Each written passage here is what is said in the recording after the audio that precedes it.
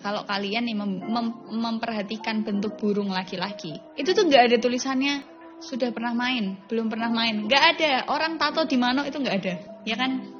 Ya nggak, jujur aja, nggak ada tulisannya, nggak ada ciri khasnya, nggak ada bentuk yang signifikan berubah kalau si cowok ini udah pernah main atau belum. Bentuk mano iya ket biyen mulo ki ngono-ngono wae. Bentuke pukon itu juga gitu-gitu aja, ngerti enggak? Mau dia udah sunat kek, mau dia belum sunat kek, ya udah bentuknya cuma 2 macam. Warnanya yang mungkin beragam gitu ya, tergantung ya kan, jenis kulit beda-beda. Yang membedakan ini udah pernah main sama belum? Enggak ada. Ya udah mulut laki-laki aja yang kalian percaya wahai wanita.